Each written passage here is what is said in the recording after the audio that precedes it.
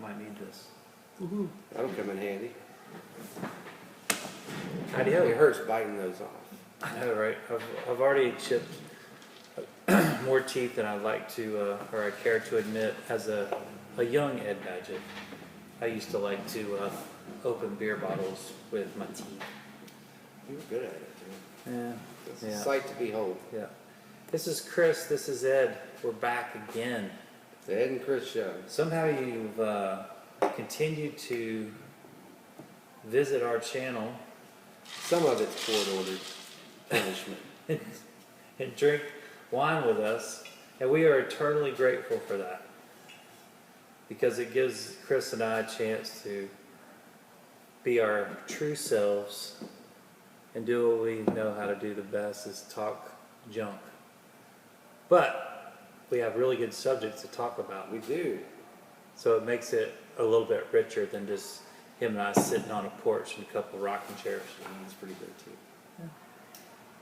Yeah. It's kind of what they're kind of getting a window in. Yeah, this is the future, I guess, of Ed and, Just the Ed and Chris show will eventually be in a rocking chair. Just the PG version. And yelling at kids. Get off my lawn! Yeah.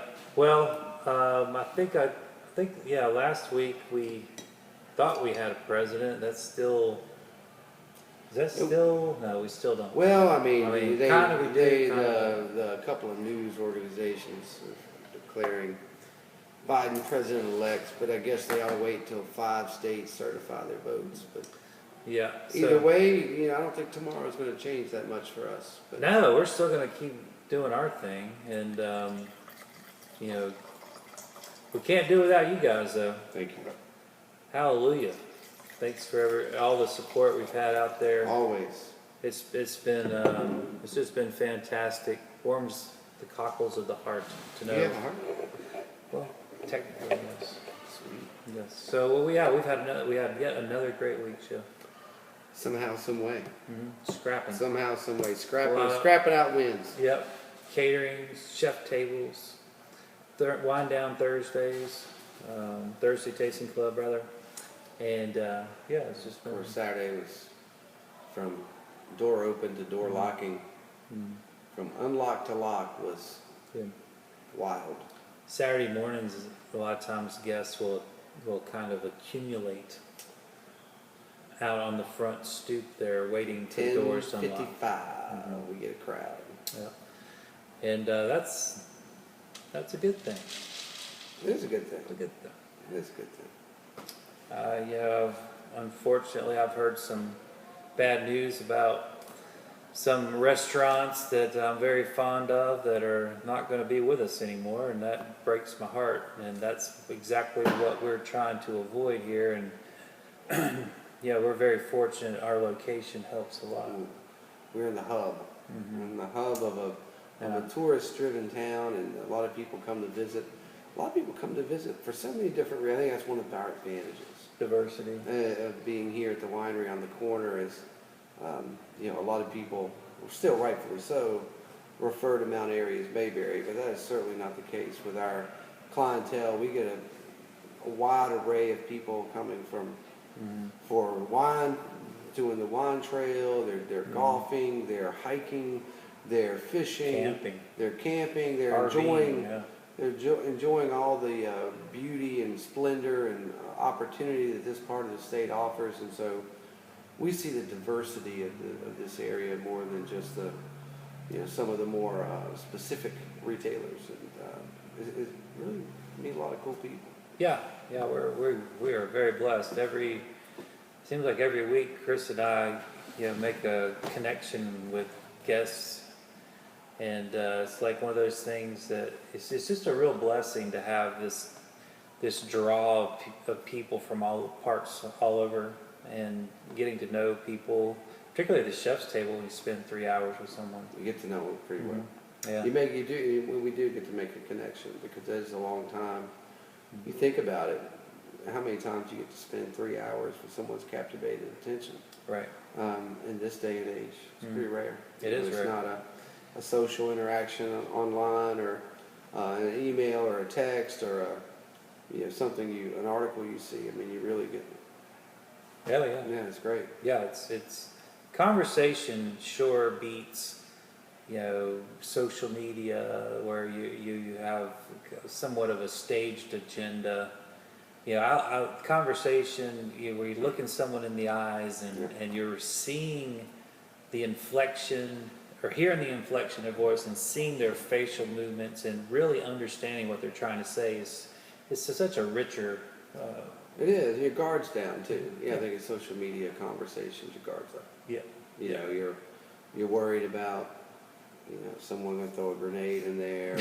Or Right. who's Oh, yeah. reading this? And it's Or gotta be. they're going to take it out of context. Yeah, it's got to be right down the middle. Yeah. And when you're, especially when you're drinking 8 different wines and, Yeah. and enjoying a meal at night, you're going to have something. You're going to share more of your real self. Sure.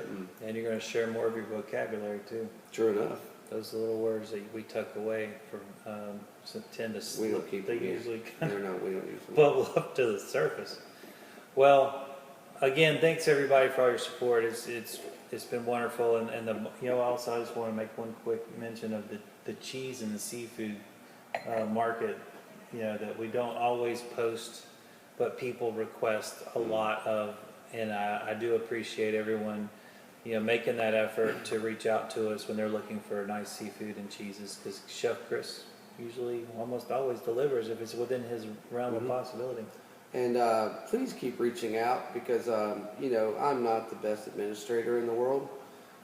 So I have a lot of tasks during the week and I don't always check every box. So just because it doesn't get posted doesn't mean it's not available. So, you need something, you give us a call. 90% of the time we make something. Oh yeah, We make something happen. Now I'll tell you what is available this Thursday. Oh boy. We are going to The have schoolhouse. we have 4 beautiful wines every Thursday.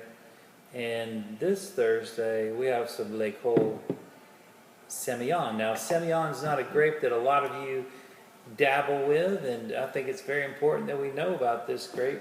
To me, it's one of the the top, as far as prestige or nobility in the grape world. I think it's one of the top grapes in the world, and meaning it's very important. It's distinct flavor, distinct smells. It's very notable, and if you have a hankering for this flavor profile, you can only get it from Semillion.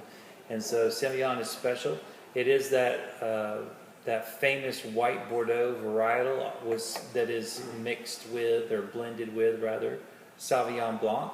In this case, this is by law called Semillion only, but as you know, or most people know, you can blend up to 15% of another varietal or many other varietals, as long as the single varietal equals 85%, so you can list it as such. This actually does have 15% Sauvignon Blanc, and that's no big surprise to anyone in the world that's had a white Bordeaux, knowing how well Semillion and Sauvignon Blanc go together. Now, he doesn't Don't mind if I do. He doesn't even like white wine. What's he doing here? I like Semillion. I don't like middle of the road white wines. Yeah, I hear you. And middle of the road white wines to me are the devil. But I drink this all day long. Wow. Well. What time is it? I don't have much days left to drink it all day long. Oh yeah, you gotta hurry up.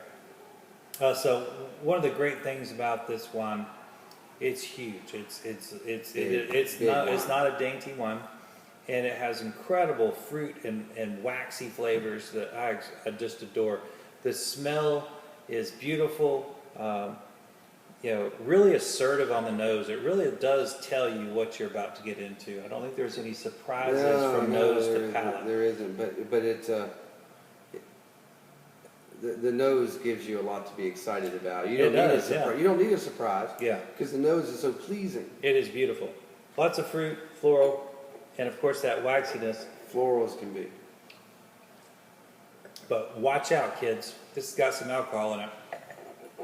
God bless them. Oh yeah, this is not a dainty wine. It is absolutely beautiful, and we're getting hopefully into some weather that is we're still in the mid 70s and we're halfway through November. And humid. Oh, it's super humid. It's terrible. Well, I was reading that this is all from the the hurricane. Yeah, one after another. That There's is, another that one is coming. bringing all this Yeah. warm air from the Atlantic into the, brushing over us. Even if we don't see the tangible, the wind and the rain, but boy, are we! I mean, this isn't right. It's kind of it's hard to breathe. And You that need one, gills. the name, the storm you just mentioned, makes it the most active storm season on record since we started keeping the track. Woohoo, 2020. Another Well, record. so Chef, if I'm not mistaken, did you sell this at Trio? Or, I did. Not maybe not Well, the Semillion. I did the Semillion as a feature, but I kept a lot of Lady Cole on the list because it's one of me personally, one of my favorite wineries of all time. I love their style. I love their approach. I love their story. I love their artwork. I love everything about them. And this was what I like to call my Sunday wine. And it's family owned and operated. Family too. owned and operated. We used to, and we did together many times. But this is always my idea of doing a heavy. Yeah, I'm kind of a 1 meal a day guy, and I like a heavy meal between lunch and dinner. And on Sunday, the Lady Cole and some braised meats or something. Oh boy, That's boy. good, and maybe a nap. Well, yeah. I usually the nap before, so you can push through. Oh yeah. But that's just my style. A nap after would certainly be appropriate as well. Yeah. So Lake Cole, they have this beautiful schoolhouse that was from the 1860s. They rebuilt it in 1915-ish.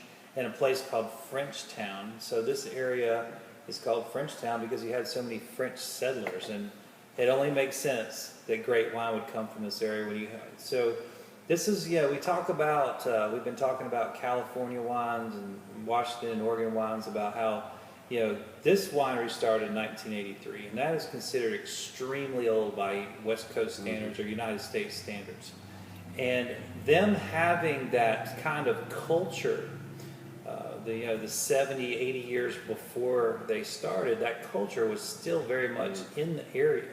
So you have, the wine culture was building, and grapes were being grown there, but I think they were one of the first 20 commercial wineries in the state of Washington. Now that is pretty significant considering the state of Washington is the second most wine producing state next to California, and nobody's ever going to touch California. But they are a number 2 on the list. That means they outproduce all the other states outside of California. So that tells you something about this winemaking area. It tells you they take it very seriously. Very much Big so. part of their culture. And you do something for 4 decades. Yeah, just as family. And the quality is over the top. I mean, it's just on every level. Lady Cole has some super high-end wines. I mean, you want a $150 wine, you're not going to have any trouble finding it from them, and it's worth every penny, I can tell you. But I mean, their offerings, to their credit, are across the board, and you don't sacrifice quality at any price point. Yep, and the weather there is very dry, but they have tons of water for irrigation, so they can give these grapes just the right amount of water. Washington has one of the river to land ratio is one of the highest in the country, I think. Absolutely, and it's alluvial, meaning it's coming down from the mountains. The mountains are the Cascade Mountains that actually block. We know Seattle's rainy, depressed, area. It rains so much, people don't, they kind of down all the time. But those clouds the Cascades are so high up, the clouds cannot cross over. It creates a desert on the other side. And so, but at the same time, you still have water running down the mountain, so you can And you have tributaries from Canada as well. That's true, yeah. So there's plenty of water sources, but nothing's coming out of the sky, which is great for grapes. And that's how they get such a concentrated flavor in these grapes. Just tons of flavor, tons of alcohol too. If you don't know this, Washington State gets about 2 hours more of sunlight than does Sonoma. Because they are so much further north during the growing season, their days are much longer. So you have higher development of sugars and alcohol, and you still retain that acidity because it's nice and cool at night. The acidity being the key there. And we preach that at the chef's table. Preach it all the time, but also the struggle bus. If your grapes don't struggle, you're not going to have elite wine. Mm-hmm. And that's just the bottom line. Anywhere you are in the world, if your grapes are happy, your wine is mediocre. Mm-hmm. And certainly a lot of people in areas that grapes would naturally thrive, create environments to unnaturally make them struggle. Yeah. Because they just have to. That's where you get your concentration. And certainly, but acid. What a beautiful wine. Phenomenal. So when Chef and I are talking about acids, because we're chefs and we're thinking about the food pairings, and the acidity is what really helps with food pairings more than anything. It's even more so than the flavor profiles, in my opinion. Easily. It's not about white and red. It's not about color. It's about that structure, and what kind of structure chef's food has is the kind of wine structure we want. We want them to be, simpatico. So, and at home, if you open a bottle of wine, this is where Ed's genius really comes in. And, if you open some wine, you get home from work and you drink it, and it's delicious, sweet. That's great. That's a great thing. But let me tell you, you put that wine in front of an articulated piece of food, and it's going to fall apart like a train wreck. Mm-hmm. And that's where a really developed palate like Ed has plays into the pairing, and people think, oh, well, this would go well with that, and not that that's not true, but there's elements inside these wines of the same varietals that reveal their character and their acid, which, is the telltale sign that it's going to stand up to a myriad of food choices, and it's really something. It's not black and white like tomato mozz. I mean, it really. Right. Yeah. So another great value, under $20. How much you got? I bought a case, but I figure half of that will go to you. Thank you, So Mrs. Wishart would like that. This, of course, she doesn't need to know about it. Yeah, this is going to be another one of those weeks where we don't make any money, Chef, and I'm sorry. But I think the folks out there, they've been doing a good job of supporting us. I'd say you buy enough of this, we'll be just fine. They've been buying wines to go and whatnot, so we can afford to over deliver for their pickup. So choice. Yeah, Mostardo Priorat. This is a 2015, absolutely gorgeous. Now, this is one of my favorite regions. My wine mentor turned me on to priorat, and I really never looked back. It's one of those things when you taste priorat, you just know it's different. And you cannot get this flavor profile from any other area. And what's interesting to me is, there's dozens and dozens of priorats that you can get here stateside. And they're never the same grape. Never the same. And when I was first learning priorat, I thought, well, it's like Rioja. Maybe it's Tempranillo, or maybe it's Grenache, or maybe it's whatever. And it's always a different blend. This one happens to be 75% Grenache, which they would call Garnacha, and then it has a blend of Merlot and Cab. It's really, really pretty selection where you have essentially a 3/4 dominant varietal enhanced by that little 1/4 blend. Mm-hmm. And I think it really does go a long way. But really what makes priorat special isn't the fact that it's what grapes they choose. I mean, that is important. That's the winemaker's choice. It says a lot about them that they can have different grapes and still perform within the style, because that's important. This is a very small area, mind you, and it probably right up there with Rioja is the most prominent, highly acclaimed winemaking region of Spain. What it makes it special is the Licorella soil, which is these black crystals that you own. There's the only place on the planet, that you can grow grapes that has this, and it certainly shows in the wines. And there's this big debate in the world out there that minerality does not show in wine, and they don't even. A lot of people are saying don't. What? Yeah, a lot of people are saying don't even use that term to describe it. That's a debate. But if that were the case, then priorat would not be a region, because it's solely because of that. There's the one thing that separates it is the Licorella soil, which is very different. And this is, by the way, we got 2 powerhouse wines this week. This is not a dainty week. We are bringing the thunder flavor-wise. No doubt. But, I think people really need a hobby. Yeah. I mean, there's something wrong. I mean, this is another casualty of having access. Basically, you can just, if you have a phone Yeah. or a laptop or a PC, you can say whatever you want. Yeah. And, you don't need any validation. You can just be some moron Yeah. who can just start spouting some nonsense like that. I don't like revisionist history.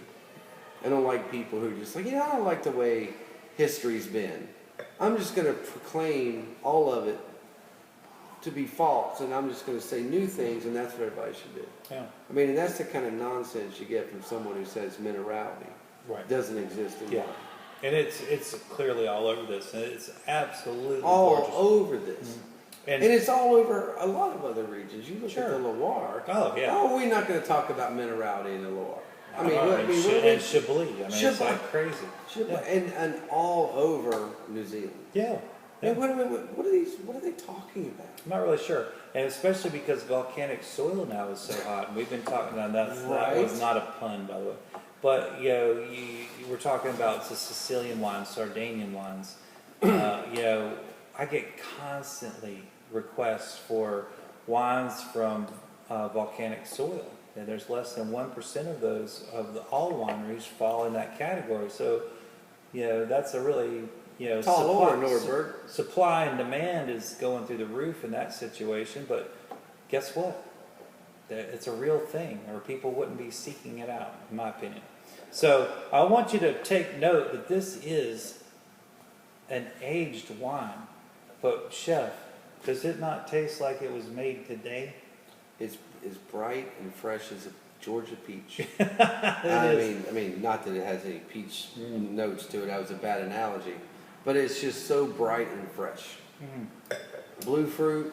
Oh, tons. And Blueberry. It's got a little vanilla there, but not like There's 12 months of oak here. But not over the top. It's just a hint. But it is just a beautiful, and of course, Spanish wine. So I mean, Oh yeah, Spanish is always our. you had me at Garnacha. Yeah, So, our weak spot is certainly for that region. It's the biggest bang for the buck at any price point. at any price point from $3 to $300, you're never going to do better. And this also, just to let you know, it's a baby at 5 years. Meaning you can enjoy this 5 years from now, probably 10 years from now, if it's stored properly.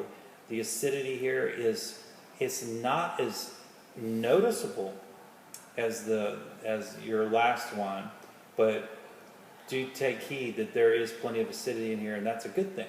It's a little bit softer in this wine. It's had more years to settle into it. Yeah, I think it feels like it's by design too. Yeah. Oh yeah. I mean, They're not going to release their wines till. This is another great thing I love about this area. They don't release the wine until they think it's right. They're not beholden to. They're not behind on their bills. They don't need to rush things. Costco's not breathing down their throat to get a 2-year wine out there. That's right, and so they release wines when they think it's going to best reflect and what the winemaker wants you to taste, and that is a beautiful thing in itself.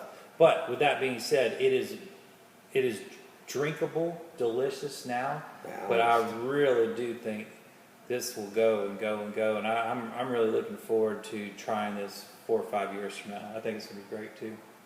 You better believe it. I think it's going to get a little bit earthier and spicier, and I'm willing to maybe 6 bottles. I'm thinking I'm gonna get a case, drink 6 this year, and put 6 back. Okay. Potentially. The key is to keep yourself from drinking wines that you're putting back. Is to make sure that you have plenty of Always everyday. buying wine. Well, you have to Because have if 20, you- yeah. yeah, you You gotta don't, you're keep not, buying you're one not to do it. just, yeah, you have to make that investment into the future one. You know, your wine futures should not be part of your wine budget. Correct. So keep your daily, weekly, monthly budget going, but have that, you know, your futures set aside. And then guess what happens when you get to the time for your futures? When you're drinking those, the wines are now worth double or triple what they were when you bought them, and you're not drinking your budgeted wine from that month in the future. That's correct. But don't sell them, drink them. Yeah. Well, let's use Well, cash. yeah, I You mean, get it's cash. always nice to know. Nice to cash in on an investment. And- However, don't sell them all. Drink one for you. But if you are going to sell them, these guys. Come talk to us. Well, Chef, we buzzed right through all the wines. Did not even mention your delicious food. Now, Ooh. I do know I just know that you got a I killer. just know you don't pour very heavy. That's true. That's all I know. Because we got to make it through a 30-minute video. I mean, I know what lightweight you are. You know, you might pass out. This might be this one. Yeah, this is my night pour. So, you were talking about a beautiful cheese. Were you going to do that with the red or the white? We're gonna do that with the Semillion. Okay. So we got a glorious cheese, and this are from our friends in Utah, where they do the specialized aged cheddars. This is a little new one. This is the sea salt and wildflower honey. Nice. And how great is that wildflower honey going to be with the Semillion? Oh yeah, the wax is perfect. The 'cause- wax, the honey, the floral quality. It's Yeah, not going to compete. No. It will complement, not compete, and that's just going to be a beautiful pairing with this. And just glorious creamery. Came in today. So excited about They it. keep hitting home runs, don't they? They really do. They know what they're doing out there. What I love about them is they don't try to be everything to everyone. Mm-hmm. They specialize in aged cheddars, and they do some enhancements. I mean, that Yeah. pour me a slice is so good. But I think their enhancements do not distract from the cheese.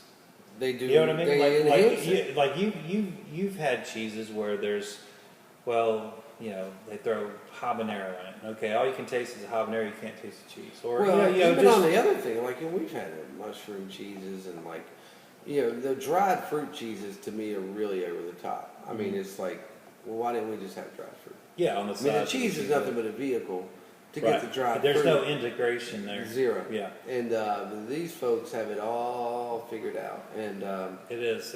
It's working. we've never had one we were disappointed in. That's true. So far, we'll keep trying. So yeah, sure, we're not gonna give up.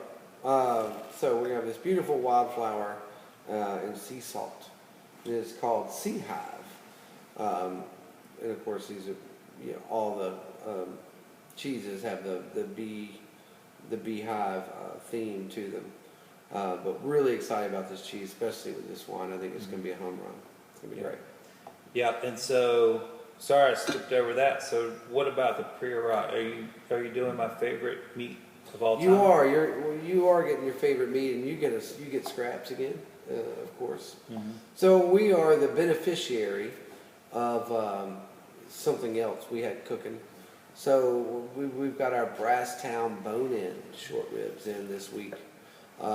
Doing these for the chef's table for a specific group we have coming in. Probably going to get some more on Friday and do them for the specials for the weekend for the winery as well. But the way these work, these are the large bone-in. And so what I do is spend a great deal of time trimming them to where we have, it's very uniform. It's all done for the plate. So, I mean, the meat doesn't go to waste, but basically you're cutting off half the meat, trimming the bones, so when you sear it and braise it on the plate, you're getting this really majestic presentation. Well, however, we're not scrapping the meat. The meat from the other side of the bone that lends to the presentation, we're going to sear and braise that as well, and so we're going to use that part to go into our tasting kits with our priorat and into Chef Ed's belly. There's nothing better in this world than short ribs. And We talk about our last meals. it's on there. Short rib is on my last meal. Short ribs, I gotta have sauce lamb. shell crabs got to be on there. Because Chef, I want lamb. 5 Well, can we courses. talk about that lamb on Saturday? Melt in your mouth, delicious. What's that? Good Lord. But it didn't lack for flavor despite its Was that the taste. seventh, sixth course? Sixth course? That was the 8th. No, the 7th. You're right. Sorry, Seventh. we had dessert. Yeah, that's true. Yeah, yeah, Yeah, we had dessert. That was Uh, 7th course. It was It was your 9th him. course. It was it was impressive. That was at 11:30 at night that you got some scrappy poo. Yes, that's true. I had scraps and they were amazing. Somebody ruined by pouring a bunch of Cholula on some of it, but I you did got see some. that. Yeah. Yeah. Well, you turn your back for a second around here, somebody put Yeah. hot sauce on it. Well, the boys like it spicy. They in the do, kitchen. but luckily you had some proper lamb Mhm. before. But lamb is it's right there on the list. But short ribs, So hallelujah. Ed, you spoiled them with these high-end wines, Yeah, and we're spoiling them with high-end cheeses yeah, and local braised meats. Life's good. yeah. I think we're gonna have to eat like bologna sandwiches or something the rest of the week to make up for it.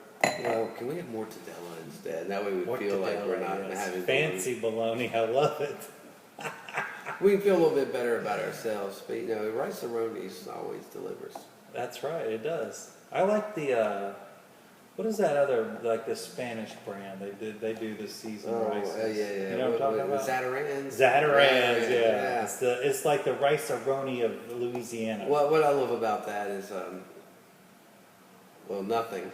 But after a couple of times I've bought, you know, it just looks good. You know, I mean, it's like It looks good, Yeah, but it going doesn't- down the aisle, and I'm like Yeah. red beans and I'll rice. just throw that I'd love in to there. have some red beans and rice. But that tonight. doesn't- And you cook doesn't it up, and translate. it's actually just rice.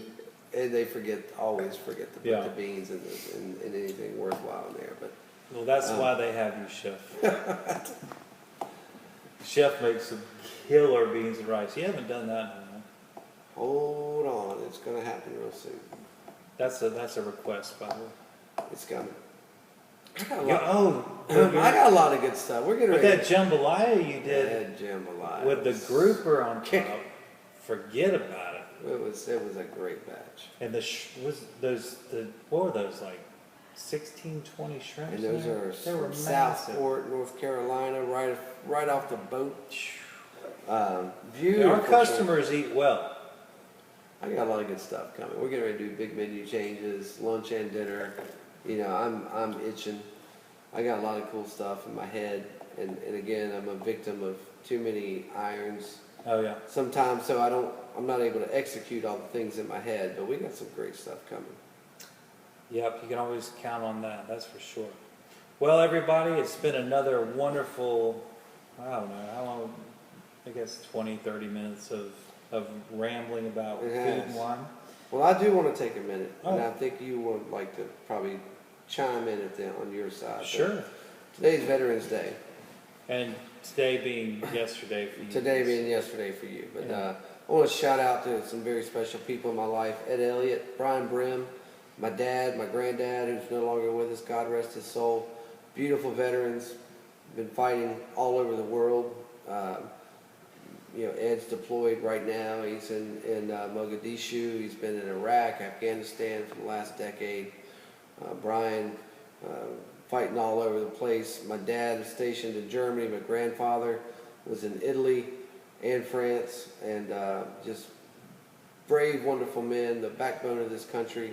While we enjoy our freedom, just want to take a minute to thank them for their service. I know you got a couple. Oh people yeah, here and that are absolutely, we have so many regulars that come in that have served our country. We've had that would never boast or brag, and so it's our chance to boast and brag for you, and we appreciate everybody out there.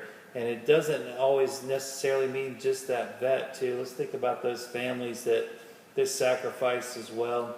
that make it possible. For That them. make it possible. That make it Yeah. possible. You know, I'm amazed. You know, when people they can't make relationships work, long, you know, like long distance because like, oh, he works out of town 2 or 3 days a week. I mean, look at these military guys and gals that are gone for a year or more, and they're, you know, you can imagine how hard it is on both sides of that relationship. And yeah, I want to tip my cap to those the people that that are waiting for them with open arms too on the other side. And on the darker side of that, it is a big problem in the military. Divorce, violence, suicide. So befriend a vet. You know, That's right. you've got a friend who's deployed, whether it's the wife or the husband. Yeah. Because these days, it's the same. Yeah. You've got a friend in your community, in your neighborhood, in your workplace. Their husband, their wife is deployed. Befriend them. It is not easy to do. It is not easy to be the support system for the deployed other, and they go through a lot emotionally. The person at home is carrying an extraordinary burden, doing the work of two, and the person deployed is an extraordinary burden with Risking their life. daily violence and the Yeah. threat of violence and the loneliness and the separation. You know, you can see it now. I mean, we see it in our kids. They're trying to live an integrated life through their computer at school, and a lot of people are failing at that. And think about what it'd be like trying to live the entirety of your life through a portal of a laptop when you're in some faraway sandy place. And it is not what the movies make it out to be. So befriend someone who is deployed and their family, and help them get through it. It's the least we could do. The best thing I've ever heard from veterans, they're always saying how everybody loves platitudes. Oh, you should be this and that. And you know, really the veterans that I know best say, be the kind of American worth fighting for. Yeah, that's a great way to look at it. And being of them, the kind of American worth fighting for is to help the people who are home keep things cool while everybody's deployed. And I would just encourage everyone to try to Words of wisdom, Chef. And on this party note, I want to thank my stepdad Joe for all of his Big Joe, the commander. working a lot of decades. And he's still very active still at in it, man. so many ways. And you know, now that, you know, especially these guys, I respect Joe on so many levels. But you know, obviously, you know, he's not going to hop on a aircraft carrier and go to the Middle East. But he's doing something even more valuable, and he's preparing the next generation Absolutely. for war. And you know, God bless the teachers, because you know, Joe is teaching a whole generation of young men and women about counterterrorism and about war fighting And their we mental need health. that. And their mental health. I mean, because without one, you can't do the other. That's right. All right, guys. Sorry to get heavy on you, but it's important that we talk about is these important. things, and because it gives us this latitude to do this. We couldn't be doing this if we were at a war-torn nation, and luckily the fight's not on our ground. Peace to everybody, and stay safe out there. We'll see you next week. Cheers, friends. Cheers.